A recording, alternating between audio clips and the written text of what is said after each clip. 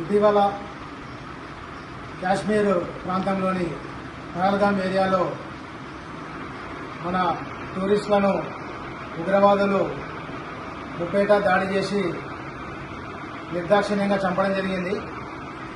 దానికి BRS party తరఫున మొన్న వరంగల్లో జరిగిన బీఆర్ఎస్ రజోత్సవ సభలో భాగంగా బీఆర్ఎస్ అధినేత శ్రీ కేసీఆర్ గారు 10 లక్షల మంది జన సమక్షంలో వాళ్ళందరూ కూడా ఘన నివాళులు అర్పించడం జరిగింది. అదేవిధంగా నిన్న రాత్రి మన భారత సైన్యం ఆ ఉగ్రవాద శిబిరాలను కూడా కనుగొని వాటన్నిటి కూడా ముప్పేట దాడి చేయడం జరిగింది.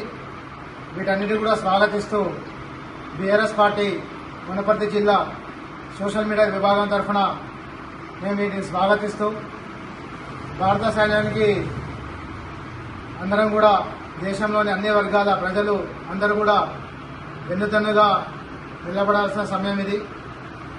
ఇటువంటి చర్యలను మనం ఎప్పటికప్పుడు ఖండించాలి. కేవలము దేశం పైన ప్రేమ అభిమానం ఉంటే సరిపోదు, వాటిని ఎప్పటికప్పుడు చాటుకుంటూనే ఉండాలి. మనకు అనేక ఆటుపోట్లు ఎదురవుతున్నాయి ఈ యొక్క ఉగ్రవాదుల నుంచి. వీటన్నిటి కూడా భవిష్యత్తులో సరైన విధంగా తిప్పికొట్టాలంటే ఈ విధమైన చర్యలే సరైన దారని చెప్పి మేము భావిస్తున్నాము. బీఆర్ఎస్ సోషల్ మీడియా తరఫున ఈ దాడిని ఉగ్రవాదం చంపిన దాన్ని మేము స్వాగతిస్తున్నాము. జై తెలంగాణ, జై Bharat. Salutes to Indian army.